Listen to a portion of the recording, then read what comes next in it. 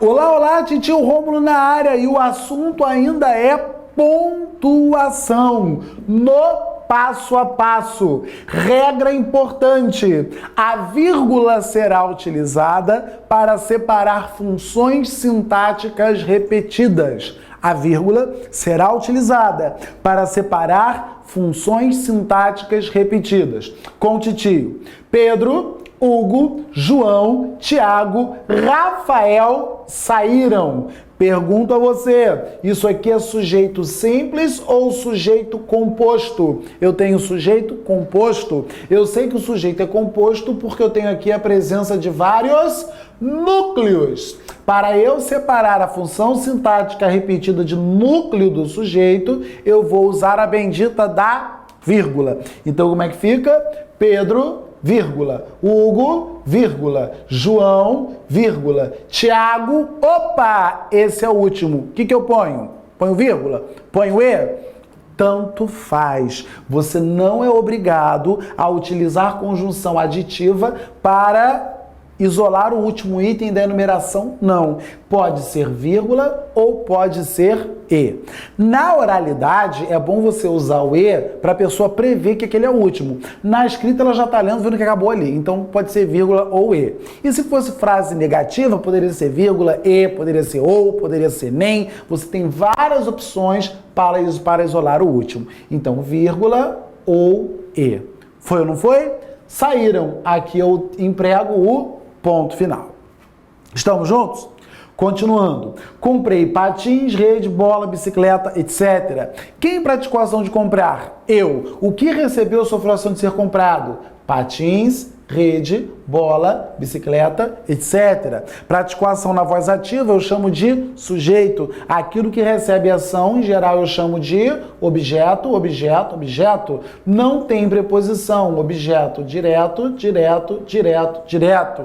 Para eu separar a função sintática de objeto direto, que ali está repetida, eu vou usar a tal da vírgula. Então, com o titio, comprei patins, vírgula, rede, vírgula, bola, vírgula, bicicleta, e agora o que eu ponho aqui? Eu ponho e, etc, eu ponho nada, etc, ou eu ponho vírgula, etc. O que eu ponho ali? Seria bom que eu não pusesse nada. Agora, se eu quiser usar a vírgula, antes do etc, a vírgula é facultativa. Repetindo, antes do etc, a vírgula é facultativa. Agora, jamais, eu repito, jamais escreva e etc. Não pode. Etc. é a abreviatura da expressão latina et coetera, que quer dizer mais ou menos e outras coisas. Ou seja, primeira informação importante. Se etc. quer dizer e outras coisas, o mais correto é você usar etc. para coisa e não para pessoas. Compareceram à reunião presidente, senadores, deputados, etc. Não, aí você usa reticências. Estamos juntos? Modernamente já tem sido aceito, mas não é o tradicional. Com titio. Segundo, se etc. já quer dizer e outras coisas, então você não pode colocar um outro e antes do etc. Então jamais use um e antes do etc. Segunda informação. E depois do etc. O que eu uso? Nada. 1 ponto, 2 pontos ou os 3 pontinhos das reticências. O que eu ponho depois do etc.? Eu coloco apenas 1 ponto. Cuidado, eu já vi professora maluca ensinando a colocar etc. com reticências. Que isso, professor? Não pode. A ideia de enumeração contínua que você está tentando transmitir por meio das reticências, já foi transmitida por meio do etc. É redundante, etc., com reticências. Eu já vi professora maluca ensinando a colocar etc. com 2 pontos. Que isso, professor? Ah, um que é a abreviatura do etc. e outro que é o ponto final da frase. Parou a palhaçada, não bata com a cabeça, não use drogas. Pare, não use drogas. Olha aqui, toda vez que a sua frase terminar em palavra abreviada, o ponto da abreviatura também lhe servirá de ponto final. Estamos juntos? Ótimo. Agora, professor, e se a frase continuar? Se a frase continuar, você coloca etc, ponto, vírgula, mas não comprei. Então fica o ponto de um lado, a vírgula ao lado, isso aqui não tem nada a ver com o tal do ponto e vírgula, que a gente vai falar depois. Enfim, e você continua normalmente a frase. Posso seguir? Passei aqui para baixo. Sua mulher faz barraco em casa, na rua, na faculdade, na igreja. Eu posso colocar vírgula entre sua mulher e o faz, sim ou não? Não. Jamais posso colocar vírgula entre o sujeito e o verbo. Eu posso colocar vírgula entre o faz e o barraco, sim ou não? Não. Jamais posso colocar vírgula entre o barraco, ou melhor, entre o verbo e o seu complemento verbal. Eu posso colocar vírgula entre o barraco e o em casa? Sim ou não? Facultativo. Por que, professor?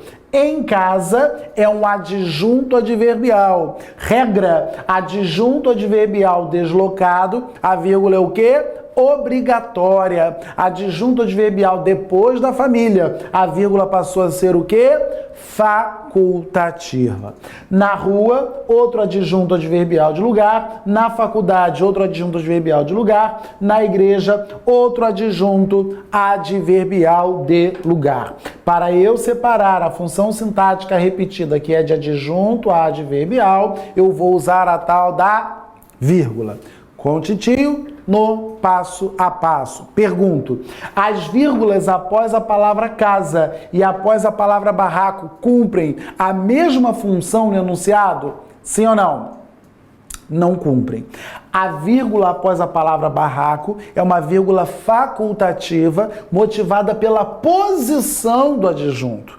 A vírgula após a palavra casa é uma vírgula obrigatória motivada pela repetição da função sintática. Portanto, a motivação da primeira é a posição e a motivação da segunda é a repetição. Foi ou não foi? A vírgula será utilizada para separar funções sintáticas repetidas. Estamos juntos? Posso seguir? Outra parte importante. As orações coordenadas se separam por vírgula, todas, adversativa, conclusiva, explicativa, alternativa, exceto se tiver o E. Se tiver o E, nós temos particularidades. Nós temos o E, que pode ter aquele valor, né, entre aspas, adversativo, ela comeu muito e continua com fome. Equivale ao mais, não é isso? Então este E recebe uma vírgula facultativa. Estamos juntos? Com Titi, isso foi discutido na nossa aula de orações coordenadas. Voltando para cá. O professor explicou a matéria e o aluno a entendeu. Vamos relembrar o que nós já discutimos em coordenação para isso aqui ficar mais claro comigo. Toda vez que eu tiver informação positiva na primeira, informação positiva na segunda, ou informação negativa na primeira e negativa na segunda, será com uma multiplicação na matemática, em que mais com mais dá mais e menos com menos também dá mais. Então o E será a conjunção aditiva. Leva vírgula, sim ou não? Não deve levar. Toda vez que eu tiver informação positiva na primeira e negativa na segunda, ou negativa na primeira e positiva na segunda, o E terá, para alguns autores, valor adversativo. Leva vírgula, sim ou não? Agora ele recebe uma vírgula bonitinha e essa vírgula será facultativa. Tenho duas perguntas a fazer. Primeira, este E é conjunção aditiva ou adversativa? Segundo, leva vírgula? Sim ou não? Pra cá, o professor não, outro exemplo. Ela estudou e passou. Ela estudou e passou. Positivo com positivo, aditiva sem vírgula. Ela não estudou e não passou. Negativo com negativo, aditivo sem vírgula. Ela estudou e não passou. Equivale a mais não passou para alguns adversativos, a vírgula facultativa. Ou ela não estudou e passou, adversativo, vírgula facultativo. Estamos juntos? E tá aditivo ou tá adversativo? Leva vírgula? Sim ou não? Então, primeiro, esse E aqui será a conjunção aditiva. Foi ou não foi? Segunda pergunta, leva vírgula? Sim ou não? Leva. Uma vírgula facultativa. Ah, professor, não estou entendendo mais nada. Falou uma coisa, agora é outra. Calma. Calma. Acontece o seguinte, diz a gramática que toda vez que o E for conjunção aditiva, porém, entre orações com sujeitos diferentes, aqui eu tenho o sujeito A e aqui eu tenho o aluno, que é o sujeito B. Se o sujeito é diferente, este E vai receber uma vírgula que é facultativa. Foi ou não foi? Esclarecimento. A vírgula é uma pausa na prosódia e o E é uma continuidade na prosódia. Logo, vírgula e E não combinam. A gramática vai tolerar em caráter facultativo em 3 casos. Que casos são esses? Primeiro, se for o E com valor adversativo. Segundo, o E do etc. O etc não é E alguma coisa? Facultativo. Terceiro, se eu tiver aqui o E aditivo, mas entre sujeitos diferentes. São só esses casos? A gramática vai citar mais um, que é o caso do polissíndeto. Ela acordou, E tomou café, E ligou para amiga, E. Então, nesse caso, na repetição do E, você vai colocar vírgula ali. Mas a vírgula é por conta da função sintática repetida. Nós temos uma sequência de coordenação. Foi ou não foi? Posso seguir? Então, vamos lá com o titio. Oração adjetiva. Os alunos que estudaram, passaram. E os alunos que estudaram, passaram. Nós vimos na nossa aula de oração que a restritiva, vamos marcar aqui para ficar bonitinho, a restritiva fica sem vírgula e a explicativa leva vírgula. Lembram-se disso? Se não lembra, é só clicar no vídeo certo que a aula vai estar toda lá. Muito bem. Só para lembrar, toda vez que a vírgula tiver a função explicativa, ou seja, trouxer para a gente um comentário sobre o antecedente, geralmente ou é oração adjetiva explicativa ou é o aposto. Não é isso? Carlos, irmão mais novo de João, entre vírgulas. Toda vez que a vírgula tiver a função explicativa, ela será, ao meu bel prazer, a seu bel prazer, substituída por um par de parênteses ou por um par de travessões. De novo, os alunos naquele dia passaram. Naquele dia é uma explicação sobre o antecedente? Não, é um adjunto adverbial. Então essas vírgulas não podem ser trocadas por parênteses ou travessões. Agora, os alunos, vírgula, filhos mais velhos de Ana, vírgula, passaram. Trata-se da explicação do antecedente. Agora sim, eu vou substituir por parênteses ou vou substituir por travessões. Foi ou não foi? Estamos juntos? Posso seguir? Então, muito bem. Para encerrar essa partezinha aqui, olho no quadro. O guloso comeu arroz, feijão, frango, farofa, salada, mas não comeu maçã, banana, abacate, mamão, amora. Vamos pontuar comigo. Eu tenho ali: o guloso comeu arroz, vírgula, feijão, vírgula, frango, vírgula, farofa, pode ser farofa e salada, farofa, vírgula, salada. Mas não comeu maçã, vírgula, banana, vírgula, abacate, vírgula, mamão, vírgula, amora. Eu poderia usar vírgula ou e aqui, vírgula ou e aqui. Estamos juntos? Ótimo. Eu tenho uma sequência numerativa, outra sequência numerativa. Opa! Olha quem apareceu aqui. O mais, conjunção adversativa. Nós vimos que toda conjunção das orações coordenadas recebe vírgula obrigatória. Coloquei a vírgula aqui. Tá aqui. Linda a vírgula. Pergunto, a vírgula que eu vou colocar aqui, antes do mais, cumpre a mesma função enumerativa das suas vizinhas? Sim ou não? Não. Então, para eu mostrar ao discurso que esta vírgula tem função diferente das outras, eu vou transformar esta vírgula em ponto e vírgula. Percebeu ou não? A gramática não vai explicar assim. O ponto e vírgula marca uma pausa maior do que a vírgula, menor que o ponto, vai fazer uma confusão na sua cabeça. Parou a palhaçada.